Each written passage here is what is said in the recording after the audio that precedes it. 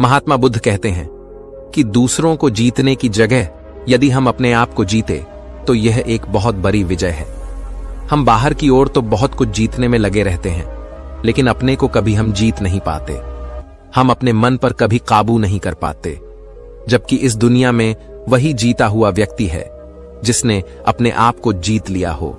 दोस्तों, हम में से हर कोई अपने जीवन में कामयाबी हासिल करना चाहता है। हर कोई कुछ ना कुछ पाना चाहता है, कुछ ना कुछ जीतना चाहता है। हम सब भी कुछ ना कुछ पाने की धुन में लगे रहते हैं। हम सबका प्रेम किसी न किसी स्वार्थ का भूखा होता है, किंतु यदि आप अपने प्रेम से स्वार्थ को निकाल दें तो फिर आपका प्रेम बिखर जाएगा, अर्थात खत्म हो जाएगा। ज्यादा काम करो, कम सोचो, बाकी का सब भूल जाओ। ऐसा गौतम बुद्ध ने कई सालों पहले अपने शिष्यों से क्यों कहा था? इसके पीछे का रहस्य क्या है? आज इसी रहस्य को हम गौतम बुद्ध की कहानियों के माध्यम से जानेंगे। पर इससे पहले कि आप इन कहानियों में खो जाएं, आपसे गुजारिश है कि इस चैनल को सब्सक्राइब और वीडियो को लाइक और शेयर और कमेंट जरूर करें। चलिए हमारी पहली कहानी की शुरुआत करते हैं। ये एक गुरु और शिष्य की कहानी है। एक गुरु अपने शिष्य के साथ कहीं जा रहे थे। चलते चलते उन्हें प्यास लगी तो वे दोनों एक खेत के पास जाकर रुक गए। खेत की हालत देखकर लगता था कि खेत का मालिक खेत पर जरा भी ध्यान नहीं देता है। उन्होंने देखा कि खेत में एक घर भी है। दोनों जाकर दरवाजा खटखटाते हैं। घर में से एक आदमी, उसकी पत्नी और 2 बच्चे बाहर आते हैं। सभी ने फटे पुराने वस्त्र पहने हुए होते हैं। गुरु कहते हैं, क्या हमें पानी मिल सकता है? काफी प्यास लगी हुई है। वह व्यक्ति उन्हें पानी लाकर देता है। फिर गुरु कहते हैं, आपका खेत इतना अच्छा है, लेकिन इसमें कोई भी फसल क्यों नहीं बोई गई? व्यक्ति कहता है, हमारे पास एक भैंस है जो काफी दूध देती है, जिसे बेचकर और पीकर हमारा गुजारा हो जाता है, इसलिए बेवजह खेती क्यों करूं? गुरु कहते हैं, क्या हम आज की रात यहां रुक सकते हैं? कल सुबह होते ही हम यहां से निकल जाएंगे। व्यक्ति कहता है, ठीक है, आप यहां रुक सकते हैं। आधी रात होते ही गुरु अपने शिष्य से कहते हैं, उठो, हमें अभी के अभी यहां से निकलना है, लेकिन जाने से पहले हम इस व्यक्ति की भैंस को पर्वत से गिराकर मार देंगे। यह सुनकर शिष्य को काफी बुरा लगा, लेकिन वह अपने गुरु की बात टाल नहीं पाया। वे दोनों रातों रात भैंस को मारकर वहां से भाग जाते हैं।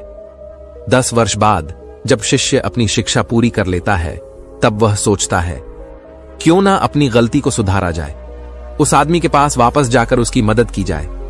शिष्य उसी गांव, उसी जगह वापस जाता है और देखता है कि वहां के सारे खेतों में दूर दूर तक काफी फल लगे हुए हैं और वहां एक बहुत आलीशान घर भी है। शिष्य को लगता है कि शायद वह आदमी सब कुछ बेच के यहां से जा चुका होगा। शिष्य वहां से वापस जाने लगता है। तभी वहां घर के आगे एक कार आकर रोकती है। कार में से वही व्यक्ति बाहर आता है जिससे शिष्य 10 साल पहले मिला था। शिष्य उसके पास जाकर कहता है, आपने मुझे पहचाना? मैं 10 साल पहले आपसे मिला था। व्यक्ति कहता है, हां, उस दिन को मैं कैसे भूल सकता हूं। शिष्य कहता है कि आप तो बहुत गरीब थे, आखिर आप इतने अमीर कैसे बने?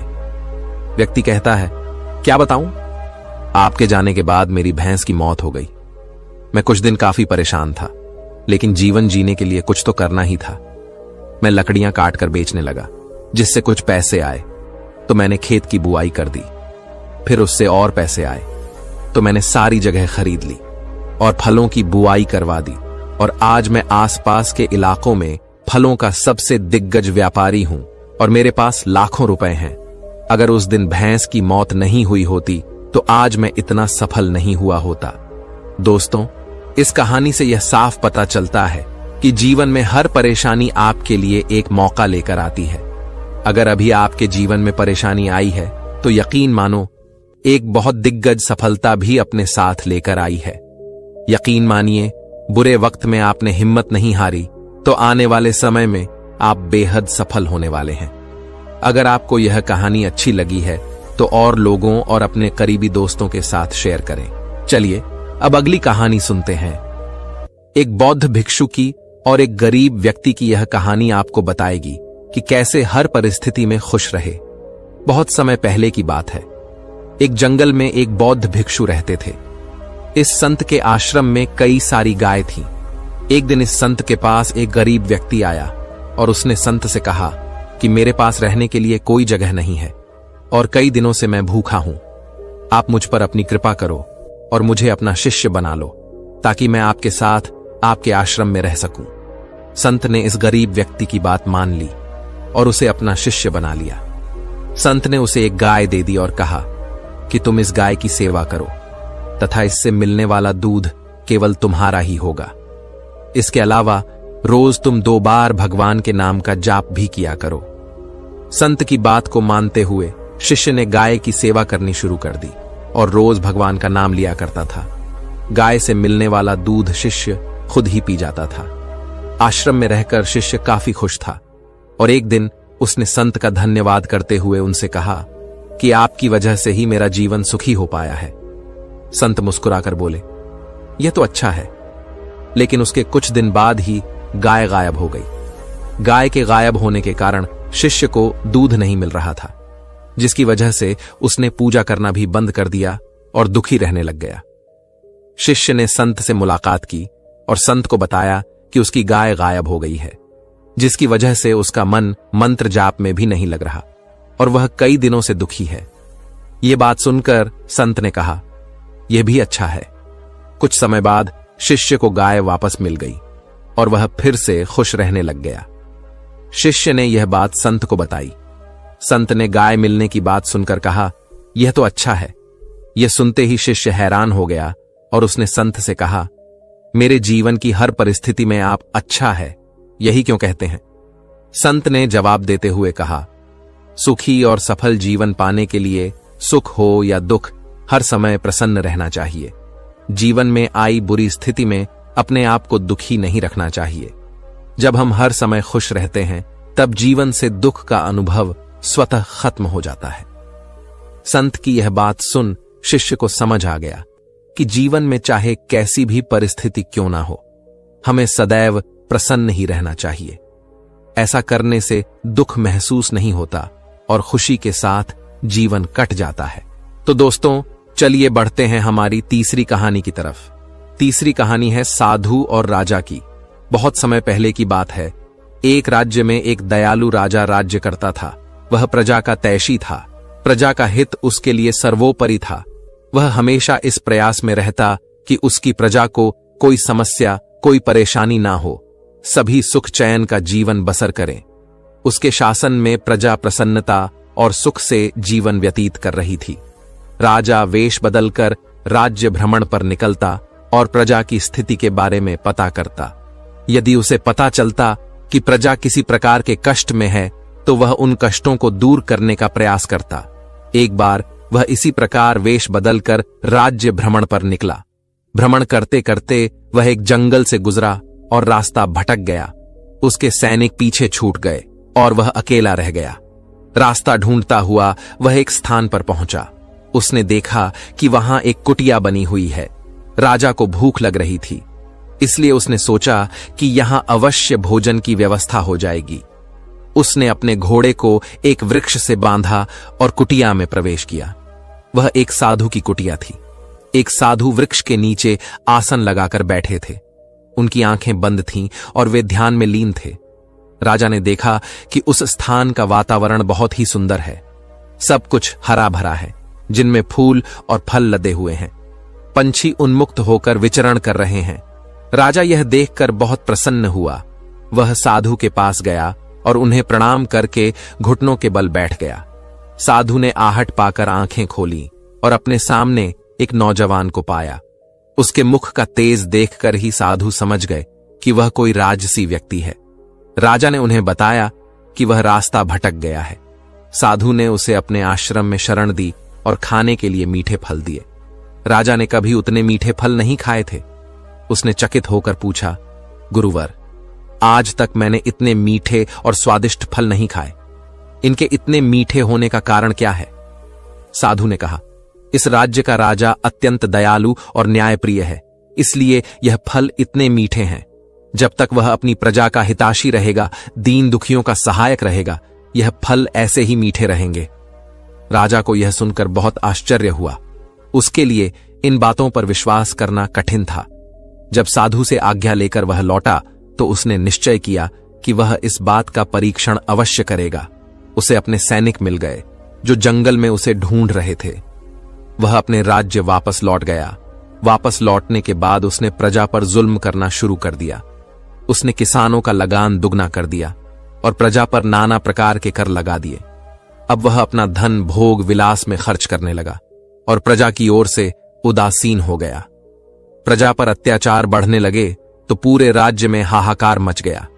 कुछ दिनों बाद राजा फिर जंगल में उसी साधु की कुटिया में पहुंचा।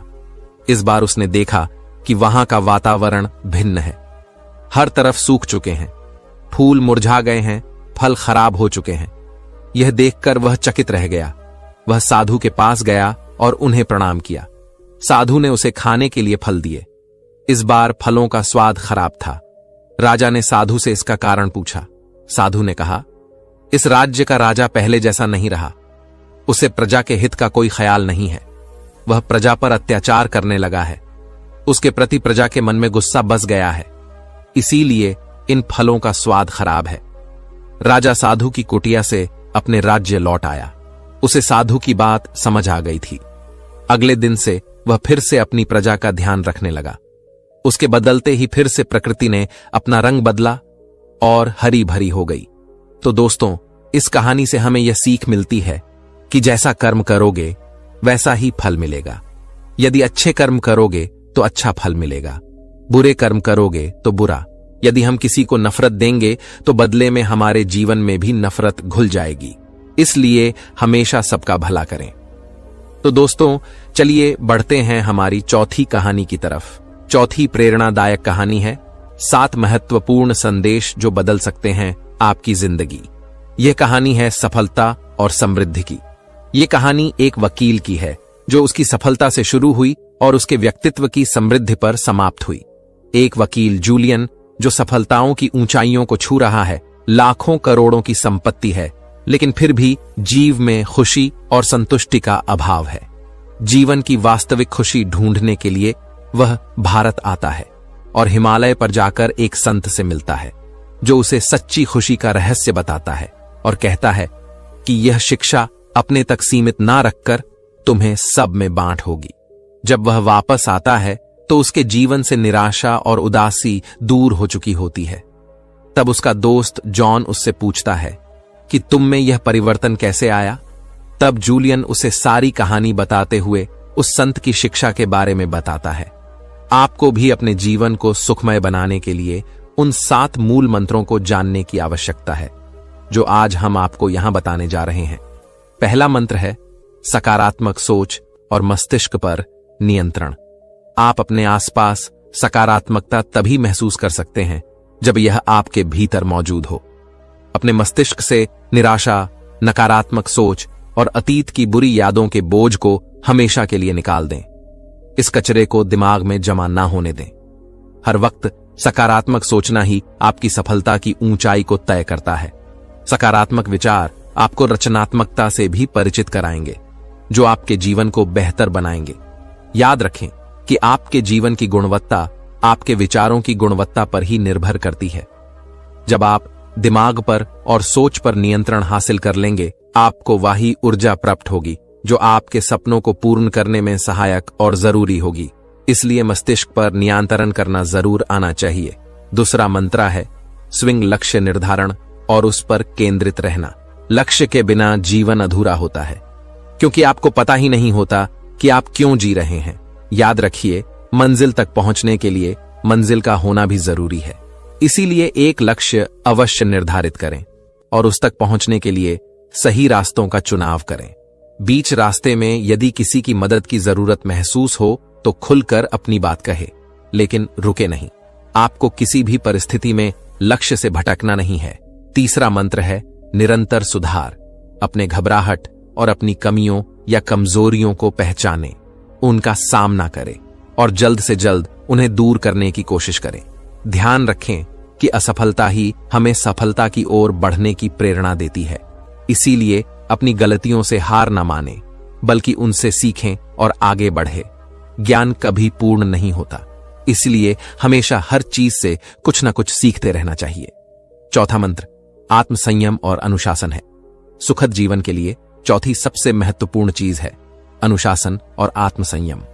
यह आपके व्यक्तित्व को मजबूती प्रदान करती है, इसलिए अपने आप को अनुशासित करें और संयमित जीवन जिए।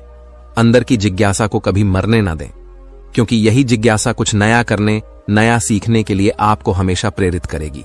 पांचवा मंत्र है वक्त की कद्र करें। कल करे सो आज कर, आज करे सो अब। पल में प्रलय होएगी, बाहर ही करेगा कब। कबीरदास जी हमें अपने इस धोए से सिखा गए हैं कि जो काम कल करना चाहते हो वह आज ही कर लेना चाहिए, बल्कि अभी ही कर लेना चाहिए। दोस्तों, बीता हुआ समय कभी लौट कर नहीं आता, इसलिए उसकी अहमियत समझिए और समय का सदुपयोग करें। अभी बहुत समय है। यही सोचते सोचते हम अपना कीमती समय गवा देते हैं। सबसे पहले तो काम को टालने की बुरी आदत से बचें, क्योंकि इससे आप अपना काफी समय बर्बाद कर देते हैं। प्राथमिकताएं तय करें और उसी अनुसार अपना हर काम करें। छठा मंत्र है सकारात्मक व्यक्तित्व रखें। बुरे वक्त में अगर कोई चीज काम आती है तो वह है आपका सकारात्मक व्यक्तित्व। हमेशा याद रखें कि अभी भी कुछ नहीं खराब हुआ है। सकारात्मक सोचना शुरू करें। जो बीत गई वह बात गई, लेकिन आज का समय केवल आपका है। इस पर केवल आपका ही नियंत्रण है। साथ ही स्वार्थ की भावना से बचते हुए दूसरों की भी मदद जरूर करें। दूसरों की मदद करके जिस खुशी और संतुष्टि का अनुभव आप करेंगे वह लाखों रुपयों की कमाई से भी बढ़कर होगा। सातवां मंत्र है अपने आज को भरपूर जिए। यकीन मानिए, यदि आप छोटे छोटे पलों में खुशियां ढूंढ लेंगे तो ही दिग्गज खुशियां प्राप्त कर पाएंगे। हर पल में कुछ नया ढूंढे, हर पल को जिंदा दिली से जिए और हर पल का जश्न मनाएं। चाहे वह दोस्तों के साथ घूमने हो, पत्नी के साथ चाय पर गपशप हो या प्रेमिका के साथ रूठना मनाना हो, हर वक्त को एंजॉय करें। आज के बिताए हुए खुशनुमा पल ही भविष्य की सुनहरी यादें बनकर हमें खुश करते हैं। अपनी खुशी को दीपक की वह लौ मानिए जिसे आपको बुझने नहीं देना है। ध्यान रखें कि हमारी खुशियों की चाबी केवल हमारे पास होती है। असफलताओं से शिक्षा लेकर, बुरे अनुभव को शिक्षक मानकर, दिल में केवल अच्छी यादें बसाकर बस आगे बढ़ते जाइए। तो दोस्तों, चलिए बढ़ते हैं हमारी पांचवी कहानी की तरफ। एक बार एक बहुत प्रसिद्ध नेता एक साधु के छोटे से आश्रम में गया। उसने साधु के बारे में बहुत सुन रखा था, तो उसके मन में आया कि मैं एक बार जाकर देखता हूं कि लोग उसकी इतनी तारीफ क्यों करते हैं। जब वह उस आश्रम में गया तो वहां पर एक छोटा सा कमरा था, जहां पर एक कालीन बिछा हुआ था। वहां पर कुछ लोग नीचे बैठे हुए थे और साधु जी सामने बैठे हुए थे। कुछ सवाल जवाब चल रहा था। वह नेता उस आश्रम में आया और उस नेता के साथ में 4 बॉडीगार्ड भी थे। उसकी यह आदत थी कि जहां पर भी वह जाता था, लोग अपनी जगह से उठ हो जाते थे और उसकी तरफ देखते हुए हाथ जोड़ते थे और सर झुकाते थे। लेकिन यहां पर ऐसा कुछ भी नहीं हुआ। साधु व्यस्त होने के कारण उसकी तरफ देखा तक नहीं। तभी नेता को लगा कि यह मेरी बेइज्जती है और वह इस बात से गुस्सा हो गया। नेता ने गुस्से से साधु की बात को बीच में काटते हुए कहा कि मैं आपसे कुछ कहना चाहता हूं। साधु ने उसकी तरफ देखा और बोला, आप कुछ देर रुकिए, पहले मैं इनके सवाल का जवाब दे दूं, उसके बाद मैं आपसे बात करता हूं। तब तक आप अगर चाहे तो बैठ सकते हैं। बस साधु के ये कहने की ही देरी थी। नेता का चेहरा गुस्से से लाल हो गया और फिर उसने अपना सारा गुस्सा उस साधु पर निकाल दिया। अभी तक वह नेता बहुत तमीज से बात कर रहा था, लेकिन अब वह बदतमीजी करने लगा। नेता ने उस साधु को कहा, तुझे पता भी है मैं कौन हूं और तू किससे बात कर रहा है?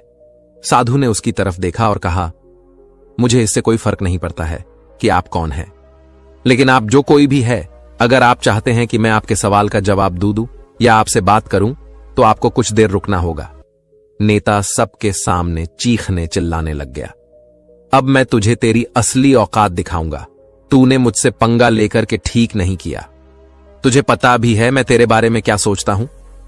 साधु ने फिर से नेता की तरफ देखा और बहुत ही प्रेम से कहा कि मुझे कोई फर्क नहीं पड़ता कि आप मेरे बारे में क्या सोचते हैं।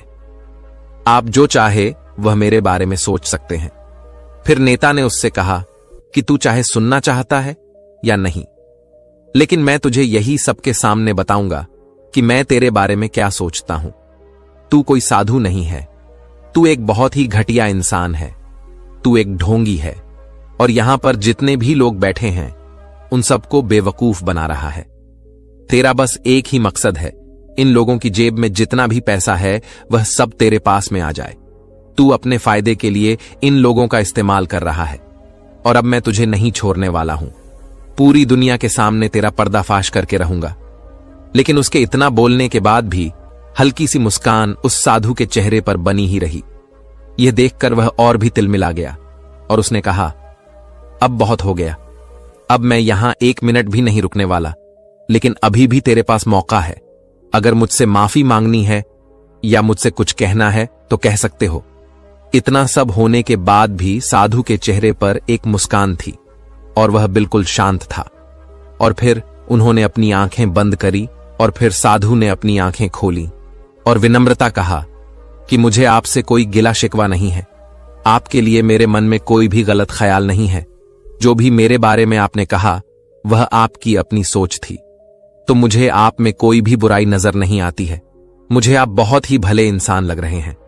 और साधु के इतना कहते ही नेताजी का दिमाग 7वें आसमान पर पहुंच गया। उसके चेहरे पर एक अजीब सी खुशी थी, क्योंकि उस साधु ने वही कहा जो बाकी सब लोग उस नेता को कहते हैं। और वह खुशी खुशी उस आश्रम से अपने घर की तरफ चला गया और जाकर के अपने पिताजी के साथ में बैठ गया।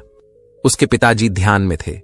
उन्होंने पूरी जिंदगी सिर्फ लोगों की सेवा करी और बदले में कुछ भी उम्मीद नहीं किया। कुछ देर बाद जब उन्होंने अपनी आंखें खोली और अपने बेटे को अपने साथ बैठे हुए देखा, तो उनके बेटे के चेहरे पर आज एक अजीब सी खुशी थी जो आज से पहले उन्होंने कभी नहीं देखी थी। फिर उसने एक एक करके सब कुछ बताया कि आज क्या हुआ, किस तरह से वह आश्रम गया और वहां पर क्या हुआ, उसने क्या कहा और साधु जी ने क्या कहा। जब उसके पिताजी ने पूरी बात सुनी तो मुस्कुराए और अपने बेटे को देख करके बोले कि उन्होंने तुम्हारी तारीफ नहीं करी, क्योंकि उन्होंने वह नहीं कहा जो तुम हो, उन्होंने वह कहा जो वह खुद है। और तुमने जो भी कुछ उनको कहा वह नहीं कहा जो वह है, बल्कि तुमने वह कहा जो तुम खुद हो। यही बात वेदों में भी कही गई है, यथा दृष्टि तथा सृष्टि। यह दुनिया तुम्हें वैसी नहीं दिखती जैसी यह दुनिया है, यह दुनिया वैसी दिखती है तुम्हें जैसे तुम खुद हो। जिसकी नजर जैसी है उसके लिए यह दुनिया वैसी ही है। तो अगर तुम अपनी दुनिया को बदलना चाहते हो तो उसका सिर्फ एक तरीका है, अपनी नजर को बदलो। तो दोस्तों चलिए बढ़ते हैं हमारी छठी कहानी की तरफ। छठी कहानी है, जब तक अच्छी बातों को अपने जीवन में नहीं उतारेंगे तब तक इनसे कोई लाभ नहीं मिलेगा। एक व्यक्ति गौतम बुद्ध का प्रवचन सुनने रोज आया करता था और बहुत ही ध्यान से उनकी बातें सुनता था। बुद्ध अपने प्रवचनों में लालच, मोह, बैर और अहंकार त्याग कर जीवन में सुख शांति बनाए रखने की बातें किया करते थे। एक दिन वह व्यक्ति गौतम बुद्ध के पास आया और बोला कि तथागत, मैं लगभग 1 माह से आपके सभी प्रवचन सुन रहा हूं, क्षमा करें, उनका मुझ पर कोई असर नहीं हो रहा। आपकी कही गई हर एक बात सत्य है, लेकिन फिर भी मुझ पर इनका कोई असर नहीं हो रहा है। इसका क्या कारण है? क्या मुझ में कोई कमी है? गौतम बुद्ध ने शांति से उसकी बातें सुनी और उस व्यक्ति से पूछा कि तुम कहां रहते हो? उस व्यक्ति ने उत्तर दिया कि मैं श्रावस्ती में रहता हूं। बुद्ध ने पूछा, यह जगह यहां से कितनी दूर है? उस व्यक्ति ने जगह की दूरी बताई। इसके बाद बुद्ध ने फिर पूछा, तुम वहां कैसे जाते हो? व्यक्ति ने बताया कि कभी पैदल तो कभी टांगे पर बैठकर जाता हूं। बुद्ध ने फिर पूछा कि तुम्हें वहां पहुंचने में कितना समय लगता हो? व्यक्ति ने पहुंचने का समय भी बता दिया। इसके बाद बुद्ध ने अंतिम प्रश्न पूछा कि क्या तुम यहां बैठे बैठे ही श्रावस्ती पहुंच सकते हो? इस प्रश्न के जवाब में व्यक्ति ने कहा कि तथागत, यह कैसे हो सकता है? इसके लिए तो चलना होगा, तभी मैं वहां पहुंच सकता हूं। बुद्ध ने कहा कि सही बात है, हम चलकर ही हमारे लक्ष्य तक पहुंच सकते हैं। ठीक इसी प्रकार जब तक हम अच्छी बातों का पालन नहीं करेंगे, उन पर चलेंगे नहीं, तब तक हम पर प्रवचनों का कोई असर नहीं होगा। व्यक्ति को बुद्ध की बातें समझ आ गईं और उस दिन के बाद उसने भी बुद्ध के बताए मार्ग पर चलना शुरू कर दिया। दोस्तों, मैं उम्मीद करता हूं कि यह कहानी सुनने से आपके जीवन में अच्छे बदलाव आए होंगे। नमो बुद्धाय। तो चलिए अब आखिरी कहानी की शुरुआत करते हैं। यह कहानी तब की है जब महात्मा बुद्ध अपने ज्ञान का प्रचार प्रसार करने के लिए दूर दूर गांव में जाया करते थे, अलग अलग राज्यों में जाया करते थे। तभी महात्मा बुद्ध के समय राजगृह में एक धनी व्यक्ति रहता था। उस व्यक्ति की एक पुत्री थी। उसकी पुत्री की आयु करीब 16 वर्ष की थी और वह दिखने में बहुत ही सुंदर और आकर्षक थी। एक दिन की बात है, उसने अपने कमरे के बाहर कुछ शोर सुना और उस शोर की तरफ चली गई। उसने देखा कि एक चोर को वध स्थल पर ले जाया जा रहा है। उस चोर को मृत्यु दंड दिया गया था, जिस कारण कुछ सैनिक उसे वध स्थल पर ले जा रहे थे। लेकिन वो युविका ने जैसे ही उस चोर को देखा तो वह उस पर मोहित हो गई। वह उसके प्रेम जाल में फंस गई। उस चोर के लिए उस युविका के मन में प्रेम जाग उठा। उसने तुरंत ही अपने माता पिता को अपने पास बुलाया और उनसे कहने लगी, मां, मैं उसी चोर से विवाह करूंगी और यदि आप लोगों ने मेरा उससे विवाह नहीं करवाया तो मैं आत्महत्या कर लूंगी। माता पिता अपनी पुत्री के मुख से यह सारी बातें सुनकर बहुत आश्चर्यचकित थे। उन्होंने अपनी पुत्री को समझाने की बहुत कोशिश की, लेकिन वह अपनी बात पर अटल थी। वह किसी की बात सुनने के लिए तैयार तक नहीं थी।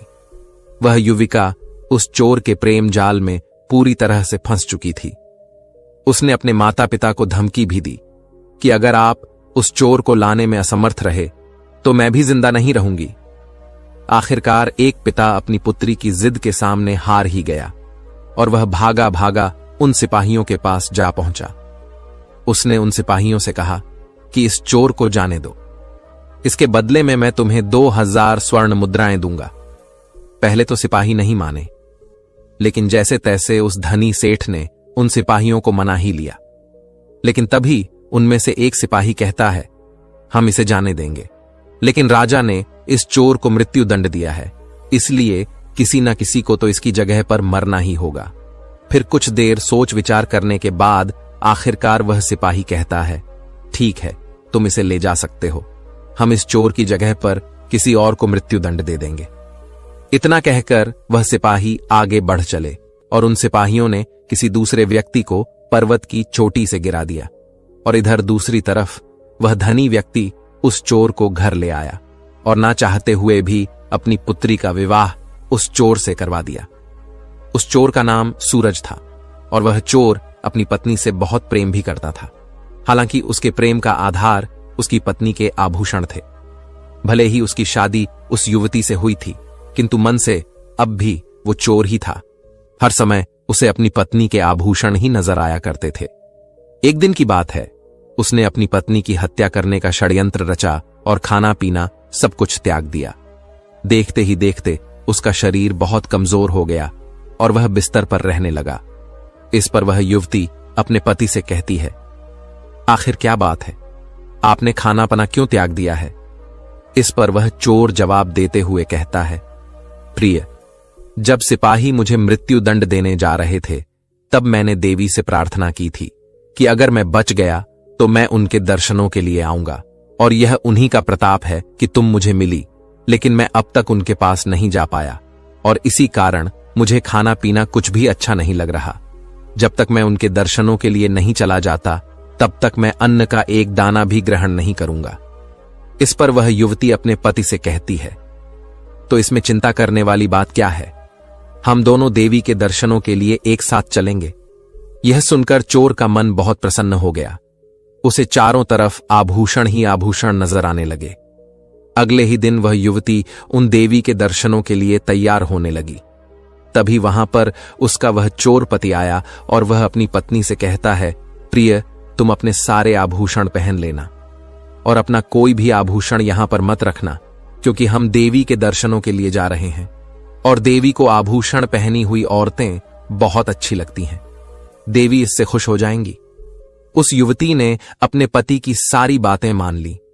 उसने वह सारे के सारे आभूषण पहन लिए और फिर वे दोनों उन देवी के दर्शनों के लिए घर से निकल गए। दोनों ने रथ में अपना सामान रखा और फिर वे लोग आगे बढ़ने लगे। देखते ही देखते वे दोनों पर्वत की एक तलहटी पर जा पहुंचे। उसके बाद उस युवती का पति उससे कहता है, प्रिय, अब यहां से हम दोनों को ही आगे जाना होगा, बाकी सब तुम वापस घर भेज दो। युवती ने अपने पति की बात मान ली और उसने वैसा ही किया। वहां से दोनों पति पत्नी अब पर्वत पर चढ़ाई करने लगे। उस युवती ने आज से पहले कभी भी पर्वत पर चढ़ाई नहीं की थी, लेकिन अपने पति के पीछे पीछे उसका अनुसरण करते हुए वह भी पर्वत पर धीरे धीरे चलती चली गई। और जब वह अंतिम छोर पर पहुंची, सही तो उसे एहसास हुआ कि यह तो वही वध स्थल है जहां चोरों को धक्का देकर नीचे गिरा दिया जाता है। यह देखकर वह युवती घबरा गई और उसने अपने पति से कहा, हम यहां क्यों आए हैं? यहां तो कोई भी देवी का मंदिर नहीं है। इस पर वह युवक उस युवती से कहता है, प्रिय, घबराओ मत, मुझ पर भरोसा करो और चलो। अपने सारे आभूषण उतार कर यहां जमीन पर रख दो। वो युवती अब भी अपने पति को समझ नहीं पा रही थी, इसलिए उसने अपने पति की बात मान ली। उसने वह सारे आभूषण उतारकर जमीन पर रख दिए। इसके बाद वह युवक जोर जोर से हंसने लगा और उस युवती से कहता है, अरे मूर्ख, तुझे क्या लगता है मैं तुझे यहां पर पूजा पाठ करवाने के लिए लाया हूं? नहीं, मैं तो तेरे सारे आभूषण लेना चाहता था और इसलिए मैंने यह षड्यंत्र रचा और अब मैं तुझे यहां से धक्का दे दूंगा और तुझे मृत्यु के घाट पहुंचा दूंगा। इस पर वह युवती रोने लगी और अपने पति को समझाने की कोशिश करने लगी। वह कहने लगी कि यह सब आप ही का तो है, भला आप मुझे क्यों मारना चाहते हैं? उसने अपने पति को बहुत समझाया, लेकिन उसके बाद भी वह चोर मानने के लिए तैयार ही नहीं था। तभी उस युवती ने मन ही मन सोचा कि मैं चाहे कुछ भी कर लूं, लेकिन यह मुझे नहीं जाने देने वाला, यह मुझे मारकर ही रहेगा। मेरी ही मत मारी गई थी जो मैंने अपने माता पिता की बात नहीं मानी। मैं केवल इसके रूप को देखकर मोहित हो गई थी, लेकिन यह तो एक चोर है और यह बात जानते हुए भी मैंने इससे शादी कर ली। मुझसे इतनी दिग्गज गलती कैसे हो गई? काफी देर सोच विचार करने के बाद वह युवती अपने पति से कहती है, ठीक है, यदि आप मुझे मारना ही चाहते हैं तो यही सही। आप यह आभूषण लेना चाहते हैं तो यह भी ठीक है, लेकिन मैंने तो आपसे सच्चा प्यार किया है। क्या आप मेरी आखिरी इच्छा पूरी नहीं करेंगे? इस पर वह चोर उस युवती से कहता है, कहो, तुम क्या चाहती हो? इस पर वह युवती कहती है, मैं बस आपसे एक बार गले मिलना चाहती हूं, आपको एक बार गले लगाना चाहती हूं, यही मेरी आखिरी इच्छा है। क्या आप एक बार मेरे पास आकर मुझे गले लगा सकते हैं? उसके बाद आप जैसा चाहे वैसा ही होगा। यदि आप चाहेंगे तो मैं खुद ही इस पर्वत से कूद जाऊंगी। उस युवक ने उस युवती की सारी बातें सुनी और उसके बाद वह चोर उस युवती को गले लगाने के लिए मान गया। जैसे ही उस युवक ने उस युवती को गले लगाया, वह युवती अपनी तेजी दिखाते हुए अपने पति को पर्वत से धक्का दे देती है और वह चोर उस वहां से गिरकर मृत्यु को प्राप्त हो जाता है। इसके बाद उस युवती को बहुत अफसोस हुआ और वह वहीं पर बैठ गई और रोने लगी। उसके सारे आभूषण वहीं पर जमीन पर थे। उन आभूषणों को देख देख कर वह और भी फूट फूट कर रोती रही। तभी उसने सोचा कि आखिर मैं घर जाकर क्या करूंगी? हर कोई यह अच्छी तरह से समझ जाएगा कि मैंने ही अपने पति को धक्का देकर मार दिया है, इसलिए मेरा घर जाना उचित नहीं होगा। अब मैं कभी घर नहीं जा सकती। अतः वह घर ना जाकर पास ही के एक आश्रम में जा पहुंची। वहां पर उसने रहने के लिए आग्रह किया और वह वहां पर भर्ती हो गई। उन्होंने उसे 1000 प्रश्नों को याद करा दिया और उसे कहा कि अब तुम अलग अलग दिशाओं में जाओ और लोगों के साथ शास्त्रार्थ करो। उसके बाद उस युवती ने अपना नाम जम्मू प्रभजीत रख लिया। उसके बाद से कोई भी उससे वाद विवाद करने में सक्षम नहीं हो पाता था। अतः लोग उससे शास्त्रार्थ करते हुए कतराते थे और उसके बाद से जब भी वह किसी गांव में भिक्षाटन के लिए प्रवेश करती तो उससे पहले वह अपने बालों में जम्मू की एक शाखा लगा देती, जिसका अर्थ यह था कि वह घोषणा कर रही है कि जो भी उससे शास्त्रार्थ करना चाहता है वही और केवल वही जम्मू की इस शाखा को उसके बालों से निकाल सकता है। इसी प्रकार वह एक गांव से दूसरे गांव और दूसरे से तीसरे गांव भिक्षाटन के लिए घूमा करती थी। देखते ही देखते वह एक दिन श्रावस्ती के एक गांव जहां पहुंची, वहां पर भी जाने से पहले उसने अपने बालों में जम्मू की एक शाखा लगा ली और भिक्षा टन करने चली गई। गांव के सभी बच्चे उस जम्मू की शाखा को देखकर बहुत अचरज में थे और ठीक उसी समय भंते सारी पुत्र भी वहां से होकर गुजर रहे थे और गांव के बच्चों को जम्मू की शाखा के पास देखकर वह बहुत अचरज करने लगा। उन्होंने उन बच्चों से पूछा तो इस पर उन बच्चों ने सारी पुत्र को सारी बातें विस्तार में बताईं। इस पर सारी पुत्र ने बहुत विनम्रता से उन बच्चों से कहा, जाओ और इस जम्मू की शाखा को उखाड़ दो। इस पर उन बच्चों ने घबराते हुए जवाब दिया, ना बाबा ना, हमें बहुत भय लगता है। इस पर सारी पुत्र मुस्कुराते हुए उन बच्चों से कहते हैं, घबराओ मत बेटा, बस तुम जाओ और उस जम्मू की शाखा को निकाल दो। उसके बाद उसके जो भी प्रश्न होंगे उन सभी प्रश्नों के जवाब मैं उसे दूंगा। यह सुन बच्चे बहुत प्रसन्न हुए और उन्होंने उस जम्मू की शाखा को निकाल फेंका। जम्मू प्रभजीत जब भिक्षा मांगकर वापस लौटी तो उसने देखा कि जम्मू की शाखा निकली हुई है और यह देखकर वह बहुत क्रोधित हुई। उसने सभी से पूछा कि यह किसने किया है। इस पर उन बच्चों ने भंते सारी पुत्र की तरफ इशारा किया और कहा कि इन्हीं के कहने पर हमने यह शाखा निकाल फेंकी है। इसके बाद वह जम्मू प्रभजीत सारी पुत्र के पास पहुंची और उनका आमना सामना हुआ। दोनों के बीच शास्त्रार्थ हुआ, वाद विवाद हुआ। इधर जम्मू प्रभजीत का सवाल पर सवाल पूछे जा रही थी और उधर भंते सारी पुत्र उनके सभी प्रश्नों के जवाब उन्हें बहुत विनम्रता से दे रहे थे। कुछ देर बाद जब प्रभजीत जी शांत हो गई तभी सारी पुत्र बहुत विनम्रता से जम्मू प्रभजीत का से कहते हैं, क्या हुआ, आपके सारे प्रश्न समाप्त हो गए या कुछ और बाकी है। इस पर जम्मू प्रभजी कहती है, मेरे सारे प्रश्न समाप्त हो चुके हैं, अब मेरे पास कोई प्रश्न नहीं बचे। इस पर सारी पुत्र मुस्कुराने लगे और जम्मू प्रभजीत से कहते हैं, तो क्या अब मैं तुमसे एक प्रश्न पूछ सकता हूं। इस पर प्रभजी कहती है, पूछिए, आप क्या पूछना चाहते हैं। इस पर सारी पुत्र कहते हैं, एक नाम क्या है। लेकिन प्रभजीत को इसका उत्तर मालूम नहीं था और काफी देर सोच विचार करने के बाद आखिरकार प्रभजीत ने अपनी हार स्वीकार कर ली और वह सारी पुत्र से कहती है, हे भंते, मुझे अपनी अज्ञानता का एहसास हो चुका है। मैं अब जान चुकी हूं कि मेरे पास कोई ज्ञान नहीं है, किंतु क्या आप मुझे यह एक नाम का रहस्य बता सकते हैं। इस पर सारी पुत्र मुस्कुराने लगे और प्रभजीत से कहते हैं, तुम मेरी तरह ही धर्मपरायण बन जाओ, उसके बाद तुम्हें यह रहस्य स्वयं ही पता चल जाएगा। इस पर प्रभजीत ने सारी पुत्र से प्रवचन दिलाने की आग्रह की। इसके बाद उसका नाम कुंडल कस्सी हो गया। कुछ ही समय में उसने अमृतत्व को प्राप्त भी कर लिया। इस पर महात्मा बुद्ध के कई सारे शिष्य महात्मा बुद्ध के पास पहुंचे और उन्होंने बुद्ध से कहा, हे बुद्ध, कुंडल कस्सी ने धर्म की सभी बातों को नहीं सुना था, फिर भी उसे अमृतत्व कैसे प्राप्त हो गया।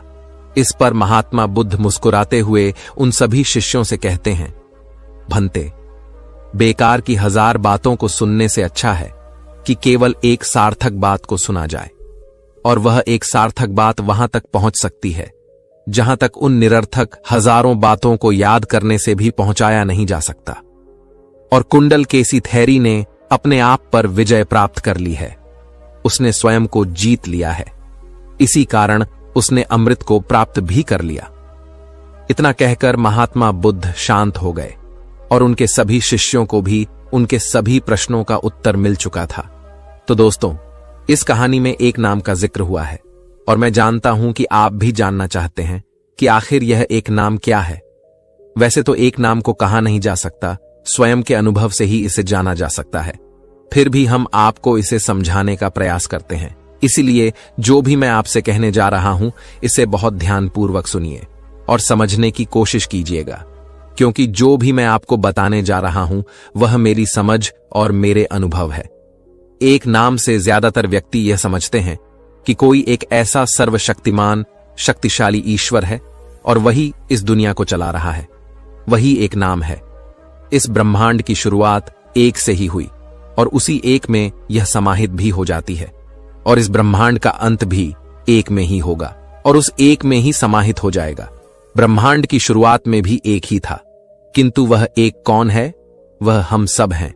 जितने भी नाम के व्यक्ति हैं, जितने भी पशु पक्षी हैं, जितने भी पर्वत है, जितने भी झरने हैं, जितनी भी नदियां हैं, जितने भी धर्म जाति व्यक्ति है और इस ब्रह्मांड में फैला सब कुछ, छोटे से छोटा और दिग्गज से दिग्गज कण भी, वह सब एक ही है। वह एक ही जो शुरुआत में था और जो अंत में होगा। फिर भी हम अपने आप को अलग अलग महसूस करते हैं। वैसे इसी के साथ में उम्मीद है कि आपको आज की यह वीडियो आपको जरूर पसंद आई होगी। नमस्कार दोस्तों। दोस्तों, कहानियां केवल मनोरंजन का साधन नहीं होती, बल्कि वे हमारे मानसिक और भावनात्मक विकास में भी महत्वपूर्ण भूमिका निभाती हैं। कहानी सुनने से मनुष्य का दिमाग पर गहरा प्रभाव होता है, जो हमारे अवचेतन और चेतन मन दोनों को प्रभावित करता है। जब हम कोई कहानी सुनते हैं तो हमारी भावनाएं और विचार जागृत होते हैं और यह अनुभव हमारे मस्तिष्क में गहरे छाप छोड़ता है। इसके अलावा कहानी सुनने से मानसिक स्वास्थ्य पर भी सकारात्मक प्रभाव पड़ता है। शोध से पता चला है कि यह प्रक्रिया चिंता, अवसाद और अन्य मानसिक समस्याओं को कम करने में सहायक हो सकती है। जब लोग कठिन समय का सामना करते हैं, जैसे कि कैंसर, मनोभ्रंश या दीर्घकालिक बीमारियों में, तो कहानी सुनने से उन्हें कुछ पल के लिए मानसिक शांति और आराम मिलता है। यह उन्हें अपनी समस्याओं से कुछ समय के लिए बाहर निकलने का मौका देती है और मानसिक संजीवनी की तरह काम करती है। संक्षेप में, यह मानसिक और भावनात्मक विकास का भी एक शक्तिशाली उपकरण है। तो स्वागत है दोस्तों आपका हमारे चैनल सिद्धार्थ इंस्पायर्ड पर। दोस्तों, आपके लिए प्रतिदिन जीवन के हर पहलुओं को उजागर करती हुई कहानी लेकर आता हूं। और यदि आपको हमारी कहानी सुनाने में अच्छी लगती है और आपके जीवन को प्रभावित करती है, एक सकारात्मक बदलाव लाती है, तो हमारे चैनल से जुड़ जाइए। चैनल को सब्सक्राइब करें, लाइक करें और आप चाहे तो हमारा मेंबरशिप भी ज्वाइन कर सकते हैं। तो चलिए आरंभ करते हैं उन ज्ञान में कहानियों के द्वारा। बहुत समय पहले की बात है। एक शहर में एक आदमी रहता था। उसने कहीं से सुन रखा था कि अगर संतों और साधुओं की सेवा करें तो बहुत ज्यादा धन प्राप्त होता है। यह सोचकर उसने साधु संतों की सेवा करनी प्रारंभ कर दी। एक बार उसके घर बड़े ही चमत्कारी संत आए। उन्होंने उसकी सेवा से प्रसन्न होकर उसे 4 दे दिए और कहा, इनमें से एक दिया जला लेना और पूर्व दिशा की ओर चले जाना। जहां यह दिया बुझ जाए वहां की जमीन को खोद लेना। वहां तुम्हें काफी धन मिल जाएगा। अगर फिर तुम्हें धन की आवश्यकता पड़े तो दूसरा दिया जला लेना और पश्चिम दिशा की ओर चले जाना। जहां यह दिया बुझ जाए वहां की जमीन खोद लेना। तुम्हें मनचाही माया मिलेगी। फिर भी संतुष्टि ना हो तो तीसरा दिया जलाकर दक्षिण दिशा की ओर चले जाना। उसी प्रकार दिया बुझने पर जब तुम वहां की जमीन खोदोगे तो तुम्हें बेअंत धन मिलेगा। तब तुम्हारे पास केवल एक दिया बच जाएगा और एक ही दिशा रह जाएगी। तुमने यह दिया ना ही जलाना है और ना ही इसे उत्तर दिशा की ओर ले जाना है। यह कहकर संत चले गए। लालची आदमी उसी वक्त पहला दिया जलाकर पूर्व दिशा की ओर चला गया। दूर जंगल में जाकर वो दिया बुझ गया। उस आदमी ने उस जगह को खोदा तो उसे पैसों से भरी एक गागर मिली। वह बहुत खुश हुआ। उसने सोचा कि इस गागर को फिलहाल यही रहने देता हूं, फिर कभी ले जाऊंगा। पहले मुझे जल्दी ही पश्चिम दिशा वाला थन देख लेना चाहिए। पश्चिम यह सोचकर उसने दूसरे दिन दूसरा दिया जलाया और पश्चिम दिशा की ओर चल पड़ा। दूर एक उजाड़ स्थान में जाकर वो दिया भी बुझ गया। वहां उस आदमी ने जब जमीन खोदी तो उसे सोने की मोहरों से भरा एक घड़ा मिला। उसने घड़े को भी यही सोचकर वहीं रहने दिया कि पहले दक्षिण दिशा में जाकर देख लेना चाहिए। जल्दी से ज्यादा धन प्राप्त करने के लिए वह बेचैन हो गया। अगले दिन वह दक्षिण दिशा की ओर चल पड़ा। वह दिया एक मैदान में जाकर बुझ गया। उसने वहां की जमीन खोदी तो उसे हीरे मोतियों से भरी 2 पेटियां मिली। वह आदमी अब बहुत खुश था।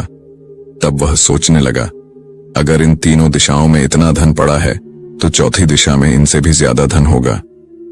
फिर उसके मन में ख्याल आया कि संत ने उसे चौथी दिशा की ओर जाने के लिए मन किया है।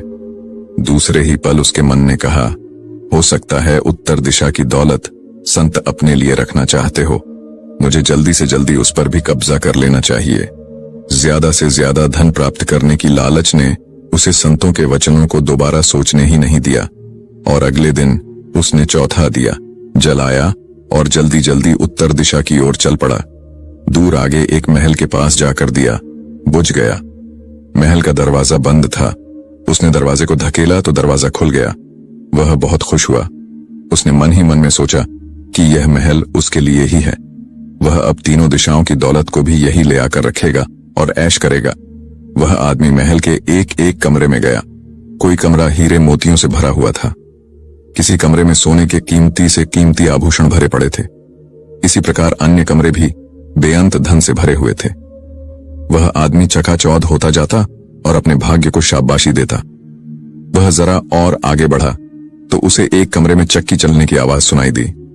वह उस कमरे में दाखिल हुआ तो उसने देखा कि एक बूढ़ा आदमी चक्की चला रहा है। लालची आदमी ने बूढ़े से कहा कि तू यहां कैसे पहुंचा? बूढ़े ने कहा, ऐसा कर, ये जरा चक्की चला, मैं सांस लेकर तुझे बताता हूं। लालची आदमी ने चक्की चलानी प्रारंभ कर दी। बूढ़ा चक्की से हट जाने पर ऊंची ऊंची हंसने लगा। लालची आदमी उसकी ओर हैरानी से देखने लगा। वह चक्की बंद ही करने लगा था कि बूढ़े ने खबरदार करते करते हुए कहा, नाना चक्की चलानी बंद ना कर। फिर बूढ़े ने कहा, यह महल अब तेरा है, परंतु यह उतनी देर तक खड़ा रहेगा जितनी देर तक तू चक्की चलाता रहेगा। अगर चक्की चलनी बंद हो गई तो महल गिर जाएगा और तू भी इसके नीचे दबकर मर जाएगा। कुछ समय रुककर बूढ़ा फिर कहने लगा, मैंने भी तेरी ही तरह लालच करके संतों की बात नहीं मानी थी और मेरी सारी जवानी इस चक्की को चलाते हुए बीत गई। वह लालची आदमी बूढ़े की बात सुनकर रोने लग पड़ा। फिर कहने लगा, अब मेरा इस चक्की से छुटकारा कैसे होगा? बूढ़े ने कहा, जब तक मेरे और तेरे जैसा कोई आदमी लालच में अंधा होकर यहां नहीं आएगा तब तक तू इस चक्की से छुटकारा नहीं पा सकेगा। तब उस लालची आदमी ने बूढ़े से आखिरी सवाल पूछा, तू अब बाहर जाकर क्या करेगा? बूढ़े ने कहा, मैं सब लोगों से ऊंची ऊंची कहूंगा, लालच बुरी बला है। तो चलिए दोस्तों, अब गौतम बुद्ध की दूसरी कहानी की शुरुआत करते हैं। दूसरी कहानी लोगों का झूठ पकड़ना सीखो। सिर्फ 1 मिनट में गौतम बुद्ध की कहानी। एक गांव में धनी चंद नाम का एक व्यापारी रहता था। उसकी गिनती शहर के अमीर व्यापारियों में होती थी, लेकिन अब वह केवल नाम का सेठ रह गया था। उसका बिजनेस बंद होने की कगार पर आ गया था। बिजनेस में हुए घाटे की वजह से उस पर लोगों का बहुत ज्यादा कर्जा पड़ गया था। उसके दिन अब गरीबों की तरह कट रहे थे और उसकी हालत का कारण उसका स्वभाव था। वह बहुत ही शांत स्वभाव वाला व्यक्ति था। वह दूसरों की बातों पर बहुत जल्दी यकीन कर लेता था, इसलिए उसे मूर्ख बनाना बहुत आसान था। चतुराई उसके अंदर थी ही नहीं। लोगों ने उसके सरल स्वभाव का फायदा उठाकर उसे इस हालत में पहुंचा दिया था। उसके कुछ चतुर दोस्तों, रिश्तेदारों और अन्य व्यापारियों ने उसके खिलाफ साजिश रचकर उसे अपनी चिकनी चुपड़ी बातों में ऐसा फंसा लिया कि उसका बिजनेस बंद होने की कगार पर पहुंच चुका था। धनी चंद सेठ इन चालाक लोगों की बातों को समझ नहीं पाया था, लेकिन अब वह अंदर से टूट चुका था। अब उसे अपनी गलतियों का एहसास हो रहा था। एक दिन धनी चंद सेठ के सामने उन लोगों की सच्चाई सामने आ जाती है। वह सोचता है कि जिन लोगों को वह अपना समझता था, उन लोगों ने ही उसे धोखा दिया है, जिस हर कारण सेठ हमेशा अपनी हालत के बारे में सजता रहता और खुद को कोसता रहता। अब उसके दिन बहुत ही तनाव वाले और उदासी के साथ बीत रहे थे। उसकी पत्नी अक्सर उससे झगड़ा करती रहती। अन्य सेठ अब अपना कर्जा मांगने के लिए हर रोज उसके घर पर आते। एक लंबी सेठों की भीड़ ने उसे बहुत ही ज्यादा गहरे सदमे में डाल दिया था। वह अब उन सेठों से बचता बचाता छिपने लगा। अपनी इस हालत से परेशान होकर उसने आत्महत्या करने का फैसला किया और वह आत्महत्या करने के लिए दूर एक पहाड़ी की ओर चल पड़ा। रास्ते में उसे एक महात्मा की कुटिया दिखाई दी। कुटिया में बहुत शांति और सुकून था। सेठ धनी चंद ने देखा कि उस महात्मा के सामने कुछ लोग बैठे हुए हैं और वे उनसे अपनी समस्याओं का समाधान पूछ रहे हैं। यह देखकर सेठ को बहुत ही ज्यादा जिज्ञासा हुई। कुटिया से बाहर आ रहे एक व्यक्ति को उसने रोका और महत्व के बारे में वह पूछने लगा। उस व्यक्ति ने सेठ धनी चंद की ओर देखा और कहा कि वह महात्मा आसपास के सभी गांवों, कस्बों और शहरों में बहुत ही ज्यादा प्रसिद्ध है। वह बहुत ही अधिक बुद्धिमान है। वह लोगों की बड़ी बड़ी समस्याओं को चंद मिनटों में सुलझा देते हैं। वह लोगों के मन की बात जानने और उनके झूठ को पकड़ने में माहिर है, क्योंकि उन्होंने मानव स्वभाव के बारे में गहराई से अध्ययन किया है और इसे समझने में उन्होंने महारत हासिल की है। वह किसी को भी अपनी बात पर सहमत करने के लिए चुटकियों में सहमत कर लेते हैं। इसीलिए उन्हें चतुर बाबा के नाम से भी जाना जाता है। वह व्यक्ति सेठ धनीचंद की ओर देखकर कहता है, अगर आपको भी कोई समस्या है तो आप उनसे समाधान पूछ सकते हैं। यह कहकर वह व्यक्ति वहां से चला जाता है। इसके बाद वह सेठ चुपचाप लोगों की भीड़ में बैठ गया और अपनी बारी आने का इंतजार करने लगा। भीड़ को खत्म होने में शाम हो गई। अब सेठ की बारी थी। उसने महात्मा को प्रणाम किया और दुखी मन से अपनी सारी घटना के बारे में बता दिया। वह महात्मा सेठ की बातों को बहुत ध्यानपूर्वक सुन रहे थे और फिर शांत स्वर में उत्तर दिया, इंसान को इतना शरीफ नहीं होना चाहिए कि वह हर किसी की बातों पर विश्वास कर ले और जो लोग कहे वही करना शुरू कर दें। हर व्यक्ति के अंदर इतनी समझ और चतुराई का होना बहुत जरूरी है। इसीलिए नहीं कि वह दूसरों का फायदा उठा सके या उन्हें बेवकूफ बना सके,